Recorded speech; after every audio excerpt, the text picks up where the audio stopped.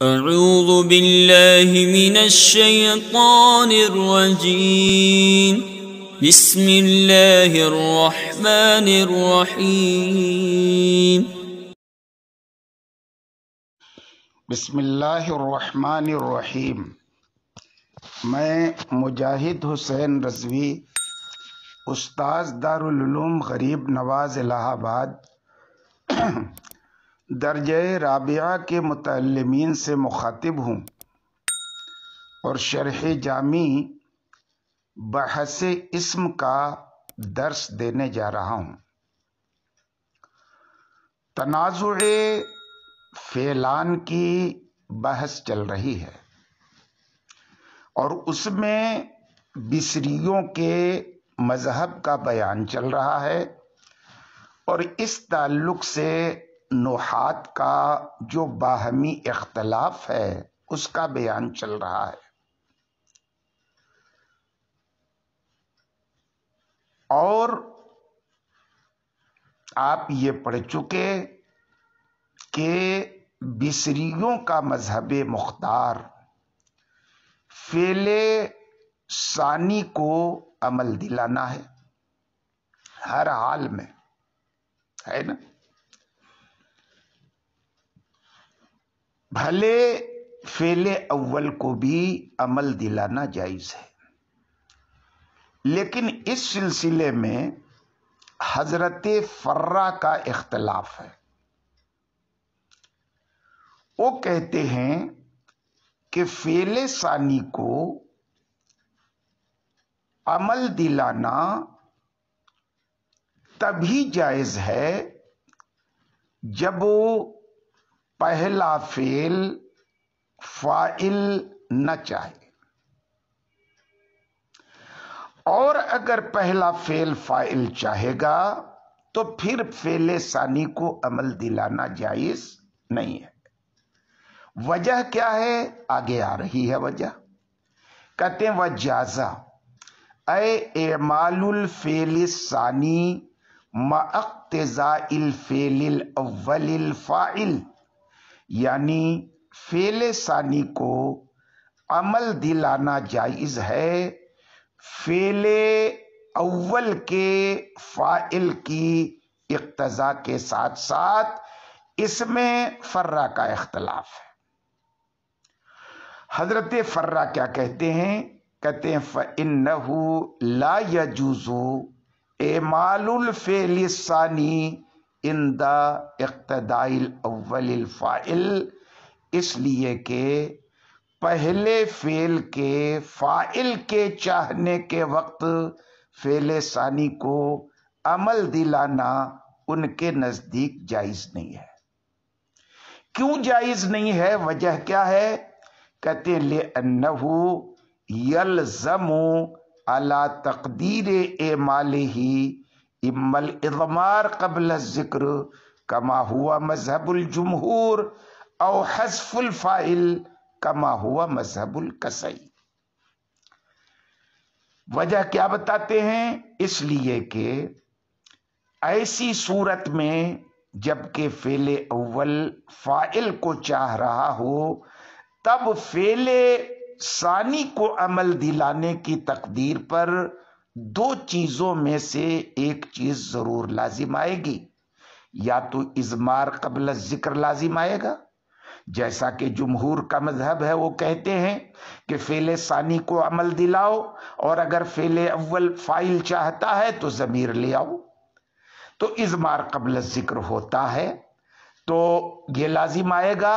یہ ان کے نزدیک جائز نہیں ہے۔ آپ پڑھ چکے کہ اضمار قبل الذکر مطلقاً ناجائز نہیں ہے، بلکہ عمدہ میں اگر نہ ہو، فضلہ میں ہو تو ناجائز ہے، اور اگر عمدہ میں ہو تو جائز ہے۔ بہرحال حضرت فرا کہتے ہیں کہ اضمار قبل الذکر لازم آئے گا جیسا کہ مذہب جمہور ہے، تو اس کا مطلب یہ ہے کہ ان کے یہاں اضمار قبل الذکر لفظاً بھی جائز نہیں ہے۔ یا کیا لازم آئے گا؟ حذف الفاعل کما ہوا مذہب الکسائی، مذہب کسائی کے مطابق فاعل کا حذف کرنا لازم آئے گا۔ تو اب یہ دونوں خرابیاں ناقابل برداشت ہیں چونکہ حضرت فرا کے نزدیک، اس لیے ایسی صورت میں ان کا مسلک یہ ہے کہ فعل ثانی کو عمل نہ دلا کے فعل اول کو عمل دلایا جائے گا۔ تو کہتے ہیں بل یجب عندہ اعمال الفعل الاول، ایسی صورت میں کہ جب فعل اول فاعل کو چاہ رہا ہو تو حضرت فرا کے نزدیک فعل اول کو عمل دلانا واجب ہے نا۔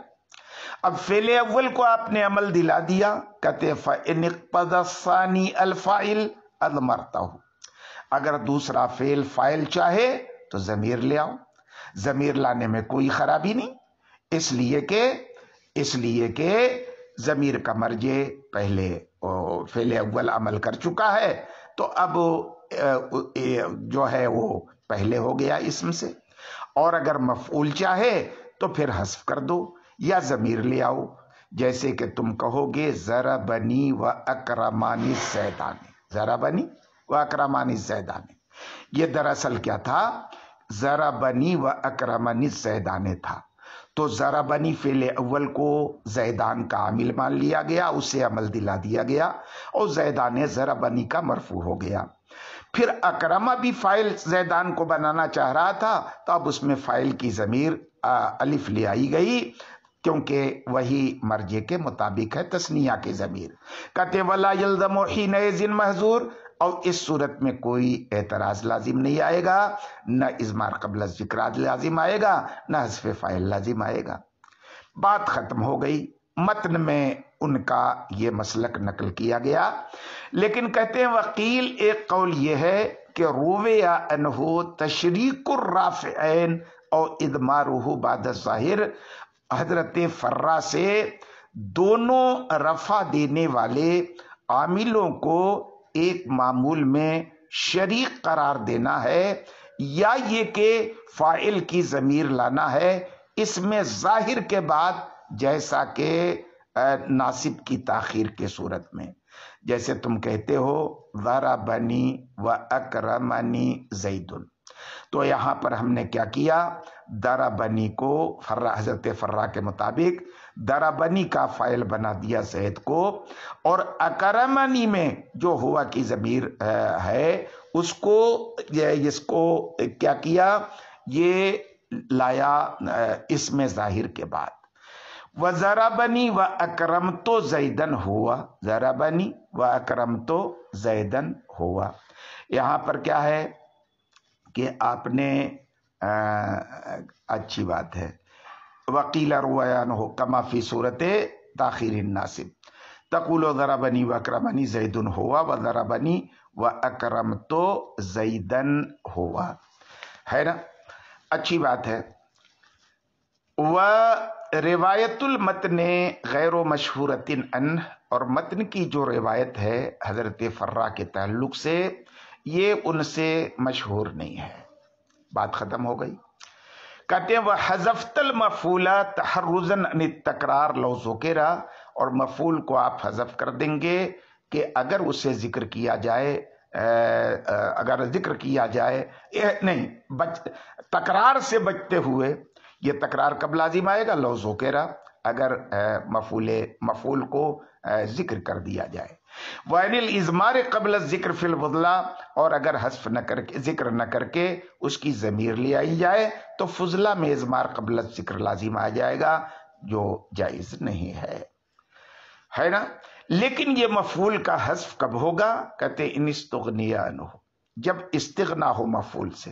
لیکن اگر فعل ایسا ہو کہ اس کے مفعول کو حذف کرنا جائز نہ ہو تو ایسی صورت میں مفعول کو ظاہر کرنا پڑے گا۔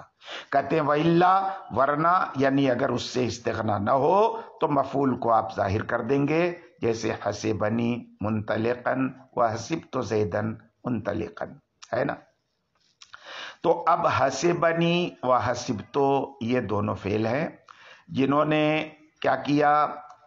حسبنی زید کو اپنا فاعل بنانا چاہتا ہے، اور یہ حسبت اپنا مفعول بنانا چاہتا ہے۔ ہم نے فعل ثانی حسبت کو زید پر عمل دلا دیا، اور یہ حسبنی کا جو مفعول تھا اس کو ظاہر کر دیا گیا، اس لیے کہ اگر حسبنی کا دوسرا مفعول ہم ضمیر کی دوسرے مفعول کی ضمیر لائیں تو اضمار قبل ذکر فضلہ میں لازم آئے گا، اور حذف کریں تو باب حسبتو کے ایک مفعول کا حذف کرنا لازم آئے گا، اور دونوں میں سے کوئی بات جائز نہیں ہے۔ نہ تو آپ حسبنی کے دوسرے مفعول کو حذف کر سکتے ہیں یا کسی ایک مفعول کو حذف کر سکتے ہیں، اور نہ ہی اس کی ضمیر لا سکتے ہیں۔ کہتے ہیں وَلَا يَجُوزُ إِضْمَارُهُ لِأَلَّا يَلْزَمَ الْإِضْمَارُ قَبْلَ الذِّكْرِ فِي الْفُضْلَى، اور اس کا کیا کہتے ہیں کہ ضمیر لانا بھی جائز نہیں ہے تاکہ اضمار قبل ذکر فضلہ میں لازم نہ آئے۔ آج کے سبق میں اتنا ہی، باقی انشاءاللہ کل۔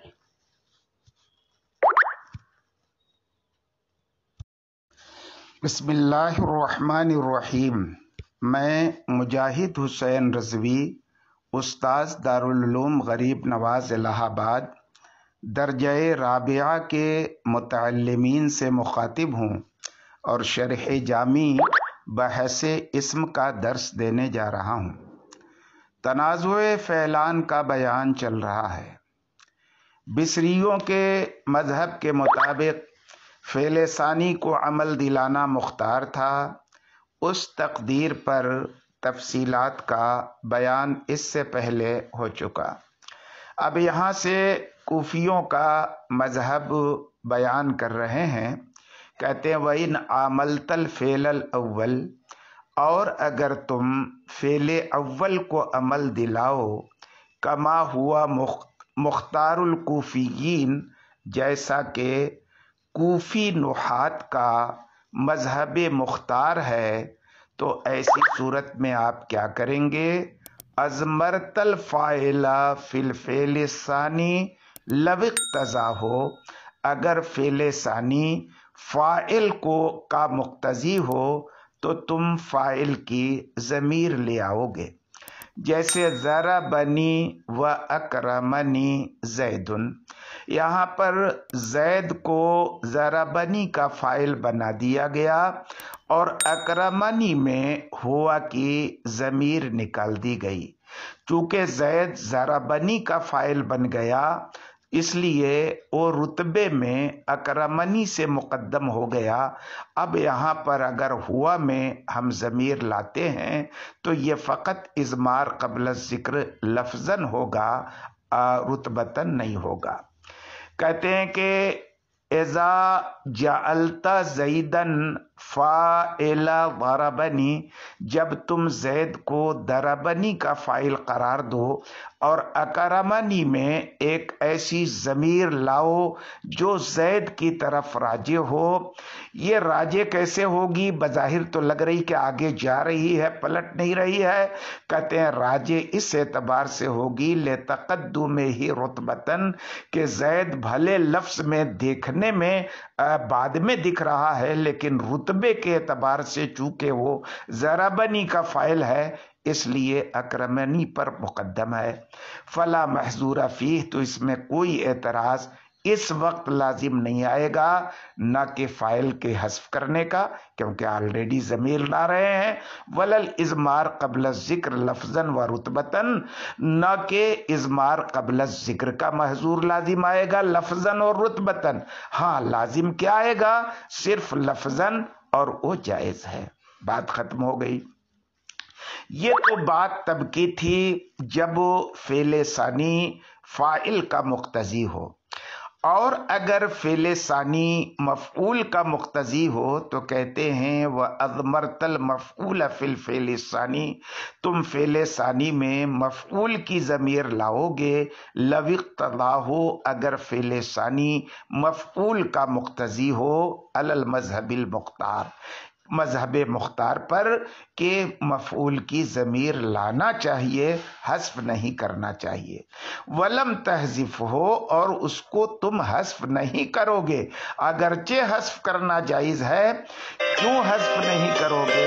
اس لیے حذف نہیں کرو گے لئلا یتوہم अन्ना मफऊल الفعل الثانی مغایر للمذکور، تاکہ اس بات کا وہم نہ ہو کہ فعل ثانی کا مفعول فعل مذکور کے مفعول کے مغایر ہے۔ اچھی بات ہے۔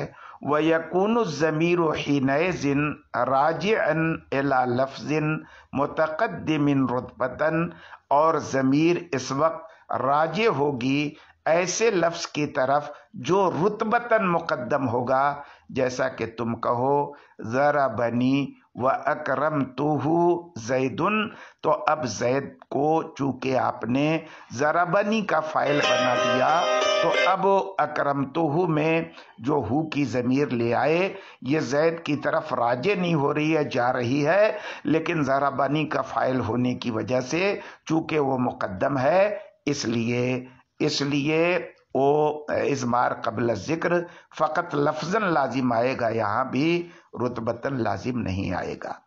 آج کے سبق میں جو تفصیلات کا بیان ہوا، آج اسی پر اکتفا کیا جائے، باقی بسم اللہ الرحمن الرحیم۔ میں مجاہد حسین رضوی، استاذ دارالعلوم غریب نواز الہ آباد، درجہ رابعہ کے متعلمین سے مخاطب ہوں اور شرح جامی بحث اسم کا درس دینے جا رہا ہوں۔ کل کے سبق میں آپ نے تنازع فعلان کے تعلق سے کوفی نحات کا جو مسلک ہے اس کی تفصیل کا پہلا حصہ سماعت فرمایا ہے کہ ان کے مسلک کے مطابق اگر آپ نے فعل اول کو عمل دلایا، اب اگر فعل ثانی فاعل چاہ رہا ہو تو فاعل کی ضمیر لے آئیں گے،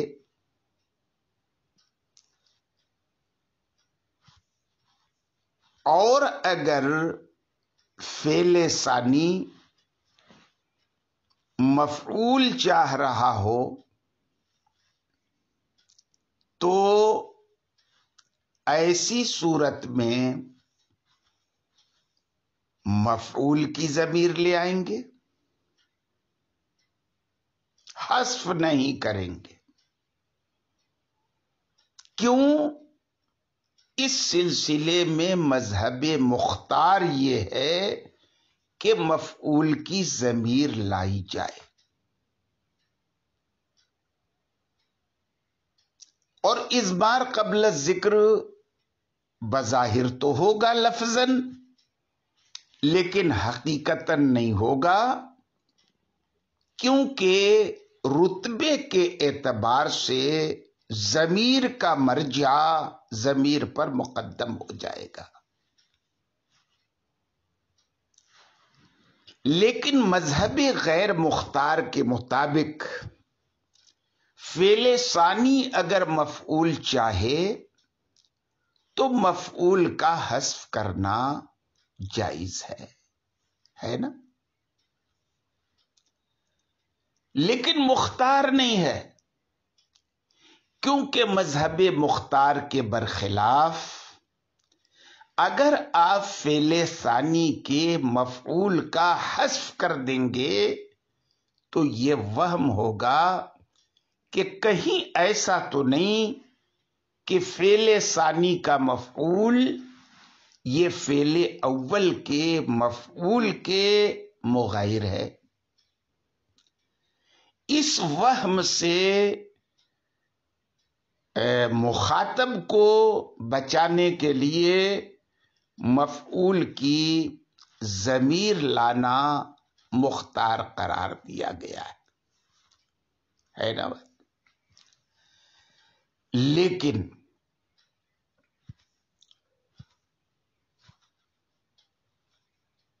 اگر یہ جواز کی یا مذہب مختار جو ہے اس کی کہ حذف نہیں کریں گے بلکہ ضمیر لے آئیں گے، یہ تب ہے جب کوئی معنی موجود نہ ہو، ضمیر لانے سے اور مفعول کو حذف کرنے سے۔ کہیں ایسا ہوتا ہے کہ نہ آپ ضمیر لا سکتے، فعل ثانی اگر مفعول چاہے تو آپ ضمیر بھی نہیں لا سکتے، اور نہ ہی حذف کر سکتے ہیں کیونکہ اس موقع پر مفعول کا حذف جائز نہیں ہے۔ تو اب ایسی صورت میں مجبوری ہے کہ مفعول کو ظاہر کر دیا جائے، ہے نا؟ تو کہا کہ الا ان یمنع مانع، یہیں تک بات ہوئی تھی کل۔ کہتے مگر یہ کہ کوئی معنی موجود ہو۔ کس چیز سے معنی؟ من الاضمار، ضمیر لانے سے، جیسا کہ مذہب مختار ہے کہ فعل ثانی اگر مفعول چاہے تو ضمیر لاؤ، اور حذف سے بھی کوئی چیز معنی ہو، جیسا کہ قول غیر مختار ہے کہ حذف کر دو، لیکن اگر کوئی معنی ہو تو آپ کیا کریں گے؟ فَتُظْهِرَ الْمَفْعُولَ، ایسی صورت میں آپ مفعول کو ظاہر کر دیں گے۔ کیوں ظاہر کر دیں گے؟ میں بتا چکا، کہتے ہیں فَإِنَّهُ إِذَا امْتَنَعَ الْإِضْمَارُ وَالْحَذْفُ، کیونکہ جب مفعول کی ضمیر لانا محال ہو گیا اور مفعول کا حذف کرنا بھی محال ہو گیا، تو لا سبیل الا الی الاظہار، تو اب مفعول ثانی کے اظہار کے بغیر کوئی چارہ کار ہے ہی نہیں، تو ظاہر ہے ظاہر کریں گے۔ اب اس کی مثال جو دی ہے صاحب شرح جامی نے، وہ یہ ہے، جیسے حسبنی و حسبتہما منطلقین، حسبنی و حسبتہما منطلقین، اسی منطلقین پر جو حسبتہما کے بعد ہے آپ غور کریے گا۔ حسبنی و حسبتہما منطلقین الزیدان منطلقا، اب اس عبارت کیا تھی؟ حسبنی و حسبتہما الزیدان منطلقا۔ اب کوفیوں کے مسلک کے مطابق آپ نے زیدان کو حسبنی کا فاعل بنا دیا، ہے نا؟ تنازع اس میں نہیں ہے۔ یہ حسبنی کا جو دوسرا مفعول ہے اور حسبتہما کا جو دوسرا مفعول ہے، یہ بعد میں آنے والا اسم منطلقن ہے۔ اب کوفیوں کے مسلک کے مطابق آپ نے پہلے فعل حسبنی کا مفعول ثانی منطلقن کو بنا دیا۔ اب حسبتہما کو دوسرے مفعول کی ضرورت ہے۔ اب یہاں پر نہ تو ضمیر لا سکتے ہیں نہ حذف کر سکتے۔ ضمیر کیوں نہیں لا سکتے ہیں؟ کہ اگر حسبتہما इय्याहुमा कहे तस्निया की ज़मीर लाके, तो अब इसका मर्जे कौन है? मुंतलिकन बाद में आने वाला जो लफ्जन वाहिद है। तो अब जो ज़मीर है और उसका मर्जे है उसमें मुताबकत नहीं रही, तो ज़मीर नहीं ला सकते। और अगर आप क्या करें, वाहिद की ज़मीर लाएं, तो अब हसिबतो का जो पहला मफूल है होमा, उसमें और इसमें मुताबकत नहीं होनी चाहिए, हालांकि होनी चाहिए मुताबकत, क्योंकि मफूल अव्वल और मफूल सानी मुब्तदा खबर की तरह होते हैं, जिनका तस्निया, इफराद और जमा में मुताबकत जरूरी है। तो अब क्या किया कि हसिबतुहुमा का दूसरा मफूल जब बतौरे ज़मीर नहीं ला सकते, हस्फ नहीं कर सकते, तो मुंतलिक़ैन ने ज़ाहिर कर दिया। इसी की को शारिह तफसील से बताते हैं कि है सो ओ मेला हसे बनी को अमल दिलाया गया, ज़ैदान को उसका फ़ाइल करार दिया गया और मुंतलिक़न को हसे बनी का मफ़ऊल करार दिया गया। एक तो या मुतकल्लिम मफ़ऊल भी है, दूसरा मुंतलिक़न करार दिया गया। और मफ़ऊल अव्वल की ज़मीर लाई गई हसिबतुहुमा में, मफ़ऊल अव्वल की ज़मीर लाई गई हसिबतुहुमा में, और मफ़ऊल सानी को जाहिर कर दिया गया। और वो क्या है? मुंतलिक़ैन। क्यों जाहिर किया गया? क्योंकि न ज़मीर ला सकते न हज़्फ कर सकते, माने मौजूद है, कहते ले माने की वजह से। और वो माने क्या है कि अगर आप ज़मीर लाएंगे मुफरद, तो अब मफ़ऊल अव्वल के खिलाफ हो जाएगा, क्योंकि मफ़ऊल अव्वल हसिबतुहुमा में होमा ये क्या है? तस्निया है।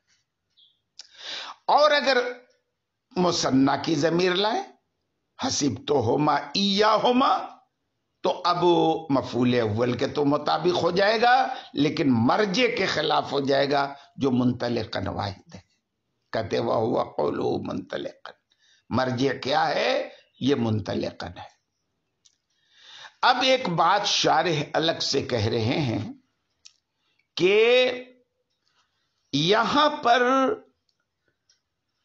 तनाज़ु जो हो रहा है मुंतलिक़न के अंदर, हसे बनी व हसिबतो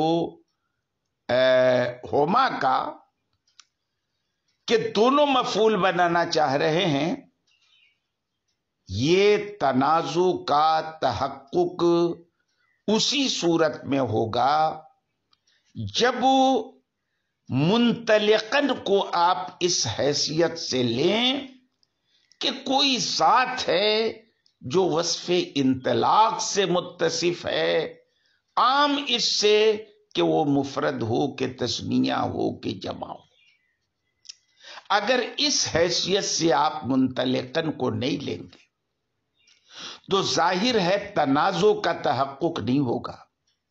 और इसलिए तहक्कुक नहीं होगा कि हसे बनी मुंतलिक़न, ये तो सही है, लेकिन हसिबतुहुमा मुंतलिक़न ये सही नहीं है।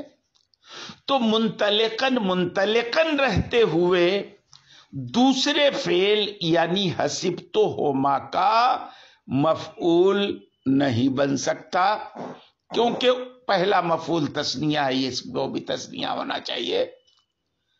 तो अब आप पढ़ चुके हैं पहले कि मिनोअन वो इसमें जाहिर दोनों फेल का मामूल बन सके तब तनाज़ो का तहक्कुक होगा। हसे बनी का मामूल बनना दुरुस्त है इसका, लेकिन हसिबतुहुमा का दुरुस्त नहीं है, क्योंकि मफ़ऊल अव्वल तस्निया है और ये वाहिद है। تو لا محالہ تنازع کے تحقق کے لیے آپ کو ماننا پڑے گا کہ منطلقاً سے مراد تثنیہ، افراد اور جمع سے قطع نظر ایسی ذات مبہم مراد ہے جو وصف انطلاق سے متصف ہو، اور عام ہے کہ وہ تثنیہ ہو، جمع ہو، مفرد ہو۔ اب ایسی صورت میں تنازع ہو جائے گا۔ اسی کا تذکرہ شارح کہتے ہیں وَلَا يَخْفَى، اور یہ بات مخفی نہیں ہے کہ اس صورت میں تنازع کا تحقق نہیں ہوگا مگر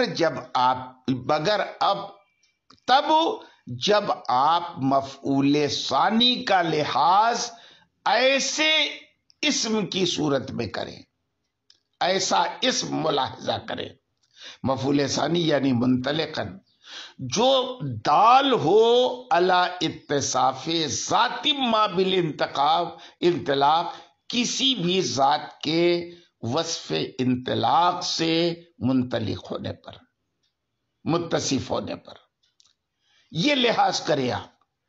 لحاظ کس چیز کا نہ کریں؟ نہ تثنیہ کا لحاظ کریں، نہ مفرد ہونے کا لحاظ کریں۔ وَإِلَّا، ورنہ یہ لحاظ اگر نہیں ہوگا کہ منطلق سے مراد ہر وہ ذات جو وصف انطلاق سے متصف ہو وہ ہے، افراد تثنیہ کا لحاظ نہیں ہے، تو ایسی صورت میں ظاہر یہ ہے کہ اگر لحاظ نہیں ہے تو ظاہر یہ ہے کہ دونوں فعلوں کے درمیان تنازع نہیں ہے مفعول ثانی میں۔ کیوں؟ اس لیے کہ پہلا فعل مفعول مفرد چاہ رہا ہے اور دوسرا فعل مفعول مثنی چاہ رہا ہے، تو جب دونوں کی اقتضا الگ الگ ہے فلا یتوجہان الی امر واحد، تو ایک امر کی طرف دونوں متوجہ نہیں ہوں گے، فلا تنازع، تو کوئی تنازع نہیں ہوگا۔ اب آگے کے سبق میں کوفیوں کی طرف سے اشعری شعرائے عرب امرؤ القیس سے کے ایک شعر سے استدلال کیا ہے، اس کی تفصیل اور اس کا جو جواب شارح نے دیا ہے انشاءاللہ آپ کل کے سبق میں وہ پڑھیں گے۔ آج کے سبق میں اتنا ہی، باقی کل انشاءاللہ تعالی۔ بسم اللہ الرحمن الرحیم۔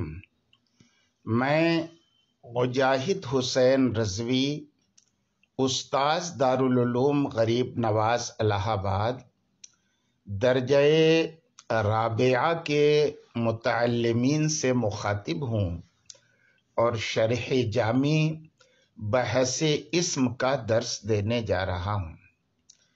تنازع فعلان کی بحث اپنے آخری مرحلے میں ہے، اور یہاں سے کوفیوں نے اپنے مذہب مختار یعنی فعل اول کے عمل دلانے پر بطور دلیل امرؤ القیس کا ایک شعر پیش کیا۔ بصریوں کی طرف سے مصنف نے اس شعر کا جواب دیا ہے۔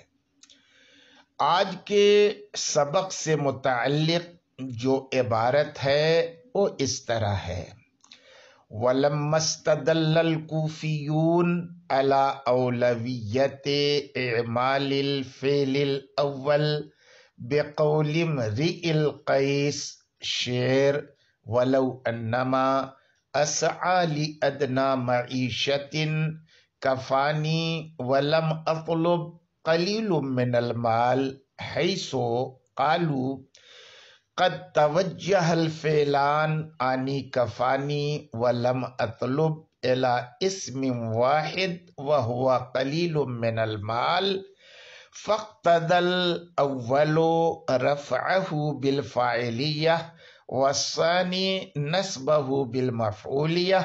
وامرؤ القیس الذي هو افصح شعراء العرب عمل الاول فلو لم يكن اعمال الاول اولا لما اختاره اذ لا قائل بتساوي الاعمالين. فأجاب المصنف عن طرف البصريين وقال: وقول امرئ القيس كفاني ولم أطلب قليل من المال ليس منه أي من باب التنازع لفساد المعنى على تقدير توجه كل من كفاني ولم أطلب إلى قليل من المال لاستلزامه عدم السعي لأدنى معيشة وانتفاء كفاية قليل من المال وثبوت طلبة المنافي لكل منهما، وذلك لأن لو تجعل بدخولها المثبت شرطا كان أو جزاء أو معطوفا على أحدهما منفيا والمنفي من ذلك مثبتا، فعلى هذا ينبغي أن يكون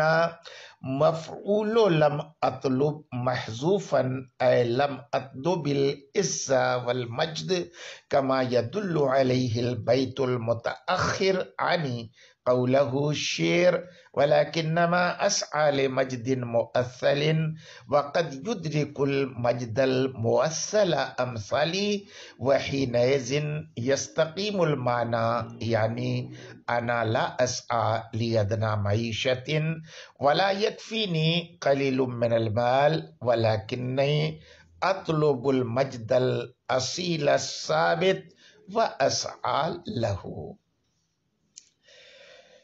اس سے پہلے آپ حضرات کو کوفیوں کا یہ مسلک معلوم ہوا کہ وہ فعل اول کو عمل دلانا پسند کرتے ہیں اور ان کا یہی مذہب مختار ہے۔ اپنے اس مسلک مختار پر انہوں نے امرؤ القیس شاعر کے شعر سے استدلال کیا۔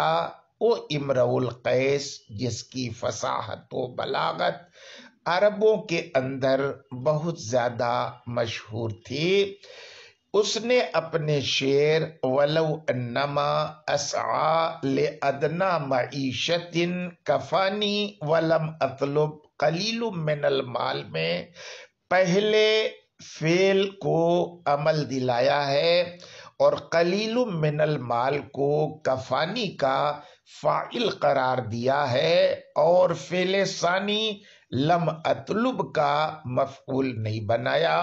اس سے پتہ چلتا ہے کہ فعل اول کو عمل دلانا راجح ہے، مختار ہے، ورنہ ایسا فصیح و بلیغ شاعر اس بات کو یعنی فعل اول کے عمل دلانے کو اختیار نہیں کرتا۔ مصنف چونکہ بصری نحات کے حامی اور طرفدار ہیں، اس لیے ان کے اس استدلال کا یعنی کوفیوں کے استدلال کا وہ جواب دیتے ہیں، جس جواب کا حاصل یہ ہے کہ یہاں قلیل من المال میں تنازع نہیں ہے، لم اطلب اس کو اپنا مفعول نہیں بنانا چاہتا۔ اس کی تشریح یہ ہے کہ لفظ لو اپنے مدخول مثبت کو منفی اور منفی کو مثبت کر دیتا ہے، یہی حال اس کے مدخول پر جو معطوف ہو اس کا بھی ہے کہ اگر وہ مثبت ہے تو منفی ہو جائے گا اور منفی ہے تو مثبت ہو جائے گا۔ اس اصول کی بنا پر یہاں لو کا مدخول اسعی ہے جو شرط ہے، اور کفانی جو ہے یہ جزا ہے۔ یہ دونوں مثبت ہیں، اس لیے لو کے دخول کے بعد یہ منفی ہو جائیں گے۔ اسعی یہ لم اسعا کے معنی میں اور کفانی لم یکفنی کے معنی میں ہو جائے گا، اور لم اطلب کا عطف کفانی پر ہے، اور چونکہ وہ منفی ہے اس لیے وہ مثبت یعنی اطلبو کے معنی میں ہوگا۔ اس تشریح کے بعد اب آپ سنیے کہ اگر قلیل من المال میں کفانی اور لم اطلب کا تنازع مان لیا جائے تو شعر کا معنی یہ ہوگا کہ میں تھوڑی معیشت، تھوڑے مال کی کوشش نہیں کرتا، ورنہ تھوڑا مال مجھ کو کافی، اور نہ ہی تھوڑا مال مجھ کو کافی ہے، اور میں تھوڑے مال کو طلب کرتا ہوں۔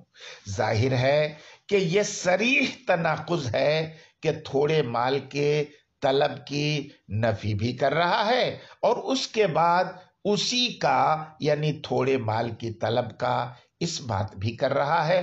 معلوم ہوا کہ یہاں تنازع نہیں ہے، قلیل من المال کفانی کا فاعل ہے اور لم اطلب اس کو مفعول نہیں بنانا چاہتا بلکہ اس کا مفعول محذوف ہے اور او العز والمجد ہے، جیسا کہ اس کے بعد والے شعر سے سمجھا جاتا ہے، اور وہ یہ ہے وَلَكِنَّمَا اسعى لمجد مؤصل وقد يدرك المجد الموصل امثالی، لیکن میں پائیدار اور مستحکم شرافت کے لیے کوشاں ہوں، اور مستحکم اور پائیدار شرافت میری طرح کا آدمی پا لیا کرتا ہے۔ اب دونوں شعروں کا ترجمہ یہ ہوگا کہ میں تھوڑی معیشت کی کوشش نہیں کرتا اور نہ ہی تھوڑا مال مجھ کو کافی ہے، میں عزت اور بزرگی کو طلب کرتا ہوں، اور لیکن میں مستحکم شرافت اور بزرگی کی کوشش کرتا ہوں، اور کبھی مجھ جیسے لوگ پائیدار بزرگی کو پا لیتے ہیں۔ یہ تو رہی اس عبارت کی تشریح۔ میں سمجھتا ہوں کہ آپ حضرات اس تشریح کی بنیاد پر عبارت کا جو ترجمہ ہے وہ از خود کر لیں گے، لیکن میں چاہتا ہوں کہ اس کا ترجمہ بھی آپ کے سامنے رکھ دوں تاکہ بات آپ کے ذہن میں اچھی طرح سے جم جائے۔ کہتے ہیں جب کوفیوں نے فعل اول کے اعمال کی اولیت پر امرؤ القیس کے قول اور اس شعر سے استدلال کیا کہ وَلَوْ أَنَّمَا أَسْعَى لِأَدْنَىٰ مَعِيشَةٍ كَفَانِي وَلَمْ أَطْلُبْ قَلِيلٌ مِّنَ الْمَالِ، کہ ان لوگوں کا کہنا ہے کہ دونوں فعل یعنی کفانی اور لم اطلب ایک اسم یعنی قلیل من المال کی طرف متوجہ ہیں، اور اول اس کا رفع چاہتا ہے فاعلیت کی بنیاد پر، اور ثانی قلیل من المال کا نصب چاہتا ہے مفعولیت کی بنا پر، اور او امرؤ القیس جو عرب کے تمام شعراء میں فصیح ترین شاعر ہے، اس نے فعل اول کو عمل دلایا۔ اگر فعل اول کو عمل دلانا اولا اور مختار نہ ہوتا تو وہ اسے اختیار نہیں کرتا، اس لیے کہ اعمالین یعنی دونوں فعلوں کے عمل دلانے کے یکساں ہونے کا کوئی قائل نہیں ہے، بلکہ اختلاف ہے مذہب مختار کے سلسلے میں۔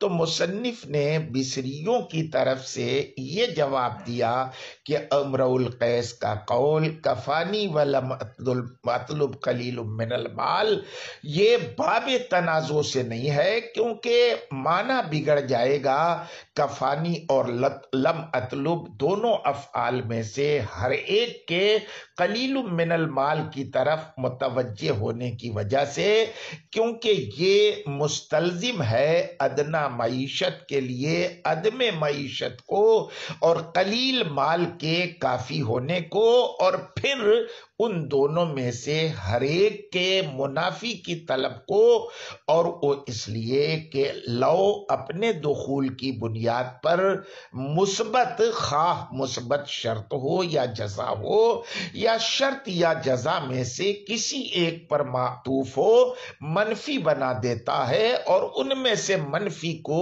مثبت بنا دیتا ہے، تو اس بنیاد پر مناسب ہے کہ لم اطلب کا مفعول محذوف ہو، یعنی میں عز اور مجد کی طلب نہیں کرتا، جیسا کہ اس پر اخیر والا شعر دلالت کر رہا ہے کہ وَلَكِنَّمَا أَسْعَى لِمَجْدٍ مُوَسَّلٍ وَقَدْ يُدْرِكُ الْمَجْدَ الْمُوَسَّلَ أَمْثَالِي، اور اس وقت معنی یعنی درست ہو جائے گا، یعنی میں ادنا معیشت کے لیے کوشاں نہیں ہوں اور قلیل مال مجھے کافی نہیں ہے، لیکن میں مجد مؤصل یعنی پائیدار شرافت اور ثابت شرافت کے لیے کی کوشش کر رہا ہوں اور اسی کے لیے سعی کر رہا ہوں۔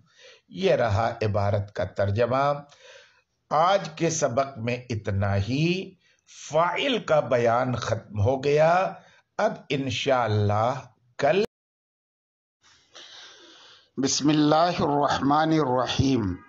میں مجاہد حسین رضوی، استاذ دارالعلوم غریب نواز الہ آباد، درجہ رابعہ کے متعلمین سے مخاطب ہوں اور شرح جامی بحث اسم کا درس دینے جا رہا ہوں۔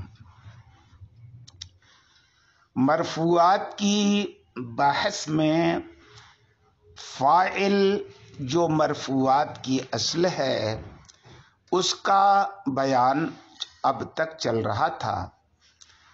آج فاعل کے نائب اور اس کے قائم مقام کا ذکر کیا جائے گا، یا یوں کہیے کہ اب تک تو فاعل حقیقی کا بیان چلا، اب یہاں سے فاعل حکمی کا بیان شروع ہو رہا ہے۔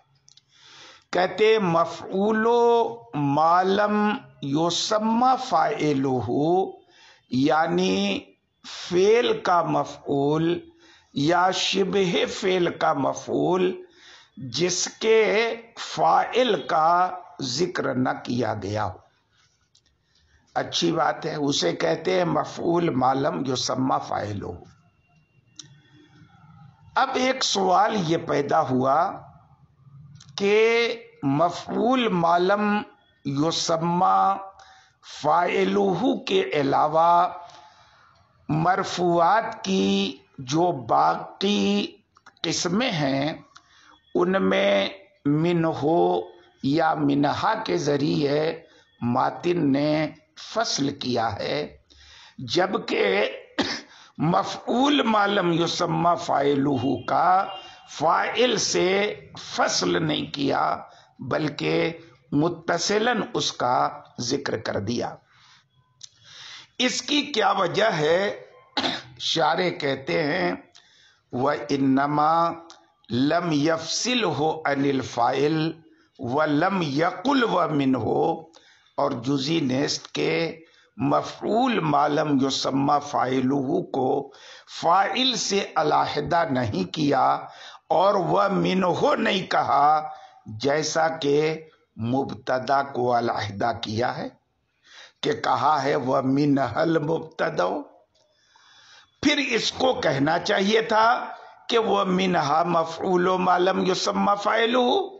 کہتے لشدت اتصالہ بالفاعل، اس کو الگ اس لیے نہیں کیا کیونکہ نائب فاعل کا فاعل سے شدت اتصال ہے، اتنی شدت ہے اتصال میں کہ بعض نحویوں نے اس کو فاعل قرار دیا ہے، یعنی فاعل اور نائب فاعل کو ایک ہی خانے میں رکھا گیا ہے۔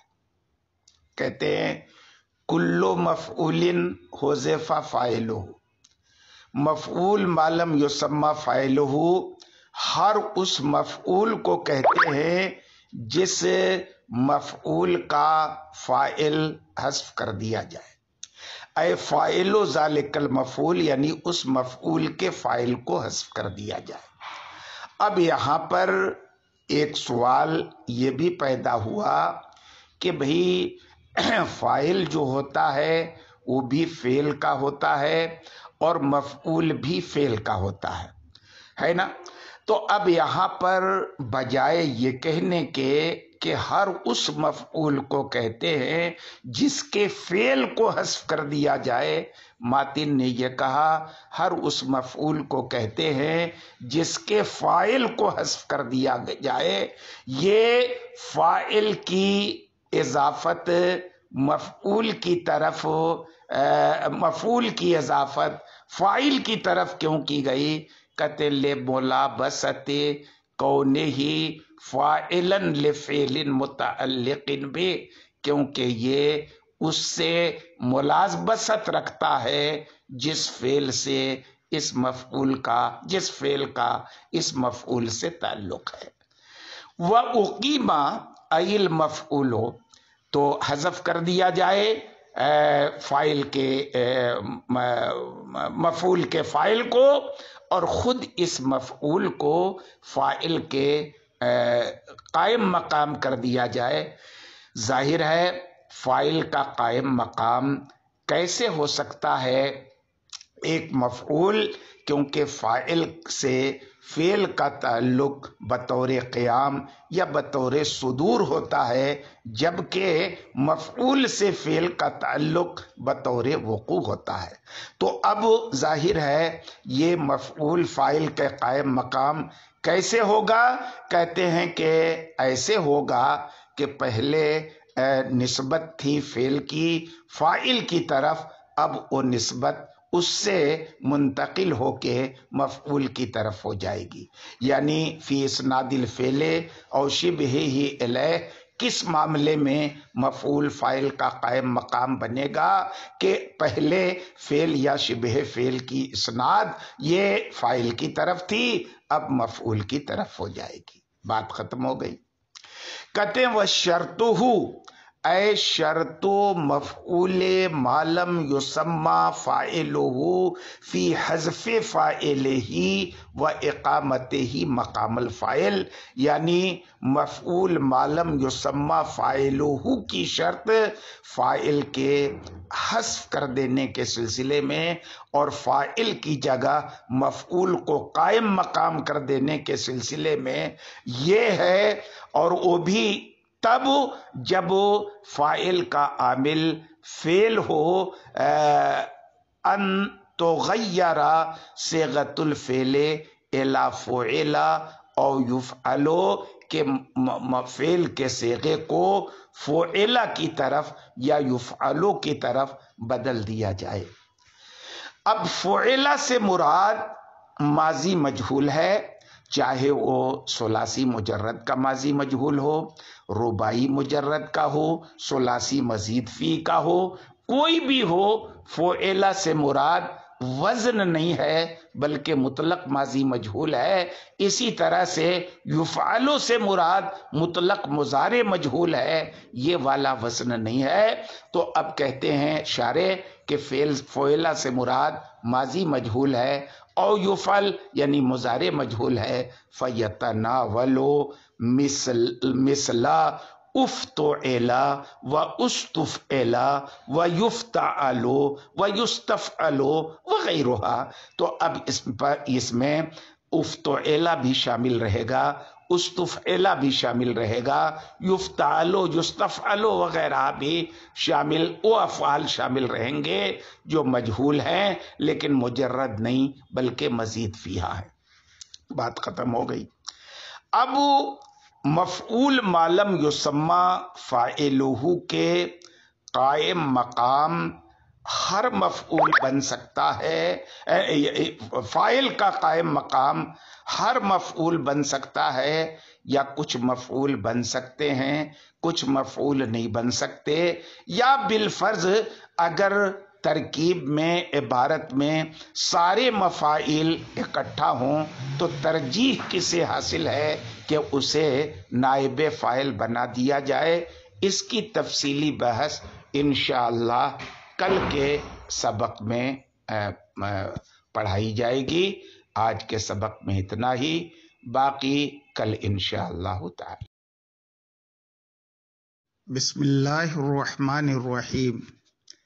میں مجاہد حسین رضوی، استاذ دارالعلوم غریب نواز الہ آباد، درجہ رابعہ کے متعلمین سے مخاطب ہوں اور شرح جامی بحث اسم کا درس دینے جا رہا ہوں۔ نائب فاعل کی بحث چل رہی ہے اور اسی سے متعلق چند باتیں آج مجھے پڑھانی ہیں۔ آج کے سبق سے متعلق جو عبارت ہے، پہلے آپ وہ عبارت بغور سن لیں۔ کہتے ہیں وَلَا يَقَعُ موقع الفاعل المفعول الثانی من مفعولِ باب علمت لأنه مسند إلى المفعول الأول اسنادا تاما فلو اسند الفعل إليه ولا يكون اسناده إلا تاما لزم كونه مسندا ومسندا إليه معا مع كون كل من الاسنادين تاما بخلاف أعجبني ضرب زيد أمرا لأن أحد الاسنادين وهو اسناد المصدر غير تام ولا المفعول الثالث من مفاعيل باب علمت إذ حكمه حكم المفعول الثاني من باب علمت في كونه مسندا والمفعول له بلا لام لأن النسب فيه مشعر بالعلية فلو أسند إليه لفاتن نسب والإشعار بخلاف ما إذا كان مع اللام نحو ضرب للتعذيب والمفعول معه كذلك أي كل من المفعول له والمفعول معه كذلك أي كالمفعول الثاني والثالث من باب علمت وعلمت في أنهما لا يقعان موقع الفاعل إذ المفعول له أما المفعول له فلما عرفت وأما المفعول معه فلأنه لا يجوز إقامته مقام الفاعل مع الواو التي أصلها العطف وهي دليل الانفصال والفاعل كالجزء من الفعل ولا بدون الواو فإنه لم يعرف حينئذ كونه مفعولا معه۔ یہاں سے ان مفاعیل کی مصنف تفصیل بیان کر رہے ہیں جو فاعل کے قائم مقام نہیں ہو سکتے۔ چنانچہ فرماتے ہیں کہ باب علمتو کا مفعول ثانی اور باب عالمتو کا مفعول ثالث فاعل کے قائم مقام نہیں ہو سکتا۔ باب علمتو سے مراد ہر وہ فعل ہے جو دو مفعول کی طرف متعدی ہو اور دوسرا فعل عین اول ہو، یعنی دونوں کا مصداق ایک ہو، اور باب علمتو سے مراد وہ فعل ہے جو تین مفعولوں کی طرف متعدی ہو اور تیسرا مفعول عین ثانی ہو، یعنی دوسرے اور تیسرے مفعول کا مصداق ایک ہو۔ باب علمتو کا مفعول ثانی مفعول اول کی طرف مسند ہوتا ہے اور باب علمتو کا مفعول ثالث مفعول ثانی کی طرف مسند ہوتا ہے، اور دونوں کی اسناد تام ہوتی ہے اب اگر ان کو مفعول معلم یسمى فاعلہ بنایا جائے اور فاعل کے قائم مقام کر دیا جائے تو یہ مسند الیہ ہوں گے، اور وہ بھی اسناد تام ہوگی۔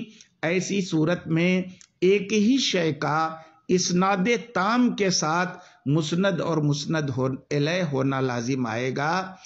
اسناد تام کی قید اس لیے لگائی گئی کہ اگر دو اسنادوں میں سے کوئی اسناد ناقص ہو تو اس وقت ایک ہی شے اگر مسند اور مسند الیہ ہو تو کوئی حرج نہیں، جیسے آجبنی ضرب زید امرا کہ یہاں ضرب مصدر مسند الیہ ہے اور آجبنی کا فاعل ہے، یہ اسناد تو تام ہے، اور یہی ضرب مصدر زید کے اعتبار سے ضرب مصدر زید کے اعتبار سے مسند ہے، لیکن یہ اسناد ناقص ہے، اس لیے اس میں کوئی حرج نہیں۔ مسند الیہ ہے اسناد تام کے اعتبار سے اور مسند ہے اسناد ناقص کے اعتبار سے۔ پھر مفعول لہو بھی فاعل کے قائم مقام نہیں ہو سکتا، اس لیے کہ مفعول لہو اپنے منصوب ہونے کی وجہ سے اس کا نصب علت ہونے پر دلالت کرتا ہے۔ اگر اس کو فاعل کے قائم مقام کر دیا جائے گا تو اس پر رفع آئے گا، اس صورت میں علت پر دلالت نہ ہوگی اور مفعول لہو ہونا اس کا سمجھ میں نہیں آئے گا۔ شارح نے المفعول کے بعد بلا لام کی قید لگائی ہے، اس کی وجہ یہ ہے کہ مصنف کے نزدیک لفظوں میں لام جس مفعول لہو پر داخل ہوتا ہے وہ بھی مفعول لہو ہے، جیسے ضرب للتعذیب، تو ایسی صورت میں مصنف کے مسلک پر اس مفعول لہو کو فاعل کے قائم مقام کیا جا سکتا ہے اور وہ نائب فاعل بن سکتا ہے۔ جمہور اس کو جار مجرور کہتے ہیں، مفعول لہو نہیں کہتے۔ شارح نے کل والمفعول مہو کذالک یعنی مفعول لہو اور مفعول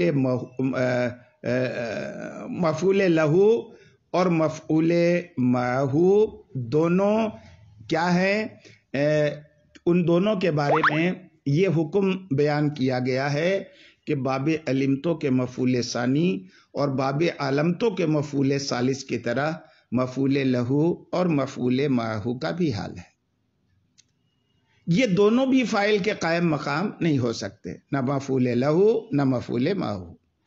مفعول لہو کیوں قائم کا مقام نہیں ہو سکتا، اس کی وجہ تو ابھی بیان کر دی گئی۔ مفعول مہو کیوں نائب فاعل کے قائم مفعول معلوم یسمى فاعل کے قائم مقام نہیں ہو سکتا، تو وہ اس لیے نہیں ہو سکتا کہ مفعول مہو ایسے مفعول کو کہتے ہیں جو اس واو کے بعد واقع ہو جو ما کے معنی میں ہے۔ اب اگر مفعول مہو کو فاعل کے قائم کا مقام کیا جائے تو دو صورتیں ہیں، واو کے ساتھ کریں گے یا بنا واو کے کریں گے۔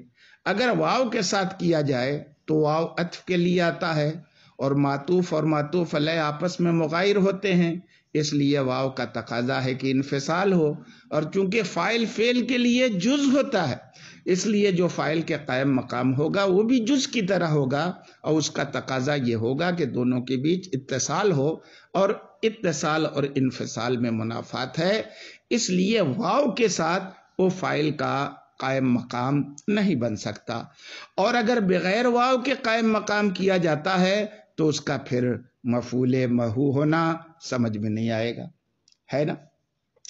میں سمجھتا ہوں کہ اس تشریح کے بعد آپ عبارت کا ترجمہ از خود بآسانی کر سکتے ہیں۔ آج کے سبق میں اتنا ہی، باقی کل انشاءاللہ تعالی۔ بسم اللہ الرحمن الرحیم۔ میں مجاہد حسین رضوی، استاذ دارالعلوم غریب نواز الہ آباد، درجہ رابعہ کے متعلمین سے مخاطب ہوں اور شرح جامی بحث اسم کا درس دینے جا رہا ہوں۔ مفعول ما لم یسمى فاعلہ یا نائب فاعل کا بیان چل رہا ہے، اور اسی تعلق سے آج مجھے درس دینا ہے۔ آج کے درس سے متعلق جو عبارت ہے، پہلے وہ عبارت آپ بغور سن لیں۔ کہتے ہیں وَإِذَا وُجِدَ الْمَفْعُولُ بِهِ فِي الْكَلَامِ مَعَ غَيْرِهِ مِنَ الْمَفَاعِيلِ الَّتِي يَجُوزُ وُقُوعُهَا موقع الفاعل تعین المفعول به له أي لوقوعه موقع الفاعل لشدة شبهه بالفاعل في توقف تعقل الفعل عليهما، فإن الضرب مثلا كما أنه لا يمكن تعقله بلا ضارب كذلك لا يمكن تعقله بلا مضروب بخلاف سائر المفاعيل فإنها ليست بهذه الصفة. تقول ضرب زيد بإقامة المفعول به مقام الفاعل يوم الجمعة ظرف زمان امام الامیر ظرف مکان ضربا شدیدا مفعول مطلق للنوع باعتبار الصفة وفائدة وصف الضرب بالشدة التنبيه على أن المصدر لا يقوم مقام الفاعل بلا قيد مخصص إذ لا فائدة فيه لدلالة الفعل عليه. في داره جار ومجرور شبيه بالمفاعيل أقيم مقام الفاعل مثلها فتعين زيد وإن لم يكن أي وإن لم يوجد في الكلام المفعول به فالجميع أي جميع ما سوى المفعول به سواء في جواز وقوعها موقع الفاعل والمفعول الأول من باب آتيت أي الفعل المتعدي إلى مفعولين ثانيهما غير الأول أولى بأن يقام مقام الفاعل من المفعول الثاني لأن فيه معنى الفاعلية بالنسبة إلى الثاني لأنه آت أي آخذ نحو أوتي زيد درهما مع جواز أوتي درهم زيدا وذلك عند الأمن من اللبس وأما عند عدمه فيجب إقامة المفعول الأول نحو أوتي زيد أمرا. یہاں سے مصنف یہ بتانا چاہتے ہیں کہ جتنے مفاعیل فاعل کے قائم مقام ہو سکتے ہیں، یعنی جتنے مفاعیل نائب فاعل بن سکتے ہیں، اگر کسی ترکیب میں وہ سارے مفاعیل اکٹھے ہو جائیں تو فاعل کے قائم مقام ہونے میں مفعول بہ کو ترجیح دی جائے گی. کیونکہ مفعول بہی فاعل کے ساتھ زیادہ مشابہت رکھتا ہے، اس لیے کہ فعل کا سمجھنا جس طرح فاعل پر موقوف ہوتا ہے، اسی طرح اگر فعل متعدی ہے تو مفعول بہی پر بھی اس کا سمجھنا موقوف ہوتا ہے۔ لیکن مفعول بہی کے ماسوا باقی مفاعیل اس شان اور اس درجے کے نہیں ہیں۔ اس کی مثال ضرب زید یوم الجمعۃ امام الامیر ضربا شدیدا فی دارہ۔ اب اس پوری مثال میں آپ غور کریں گے تو آپ کو پتہ چلے گا کہ اس مثال میں زید یہ مفعول بہی ہے، یوم الجمعہ یہ ظرف زمان ہے، امام الامیر ظرف مکان ہے، ضرباً شدیداً موصوف صفت مل کر مفعول مطلق ہے، فی دارہ یہ جار مجرور ہے۔ یہ سب فاعل کے قائم مقام بننے کی صلاحیت رکھتے ہیں، لیکن زید چونکہ مفعول بہی ہے اس لیے زید ہی کو فاعل کے قائم مقام کیا گیا ہے۔ مذکورہ مثال میں ضربن کے آگے جو شدیدن کی قید کا اضافہ ہے، اس اضافے سے یہ اشارہ کیا گیا ہے کہ مفعول مطلق اس وقت فاعل کے قائم مقام ہو سکتا ہے جبکہ اس کی صفت لائی جائے، کیونکہ اگر صفت نہ لائی جائے تو مطلق مصدر جو ہے مفعول مطلق یہ تو فعل سے خود سمجھ میں آتا ہے۔ اس کے بعد شارح نے وَإِلَّمْ یوجد لا کر بتایا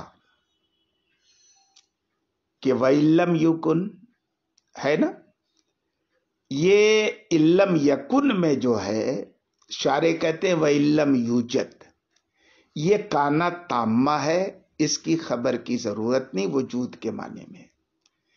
اس عبارت کا مطلب یہ ہے کہ اگر ترکیب میں مفعول بہی نہ ہو تو پھر فاعل کے قائم مقام ہونے میں سارے مفاعیل یکساں اور برابر ہیں، کسی کو ایک دوسرے پر ترجیح نہیں ہے، آپ جسے چاہیں اسے فاعل کا قائم مقام بنا کے نائب فاعل بنا دیں۔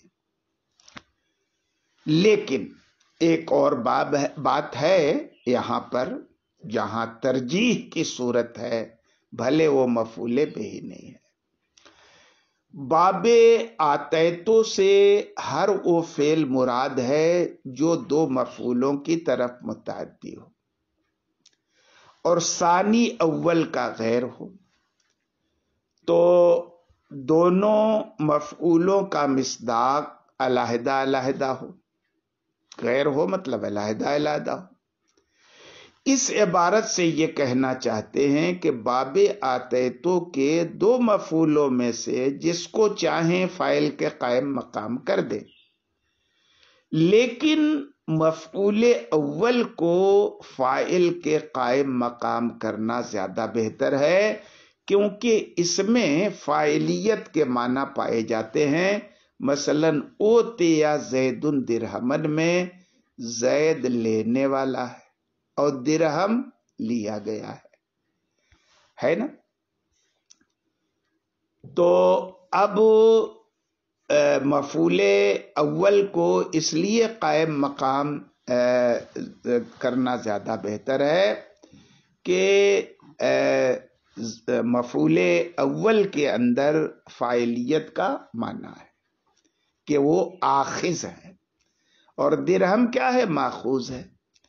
تو اب اس میں مفعولیت کا معنی ہے، اس میں فاعلیت کا معنی ہے، تو فاعل کے قائم مقام ہونے کے زیادہ لائق مفعول اول ہے جس کے اندر فاعلیت کا معنی پایا جا رہا ہے۔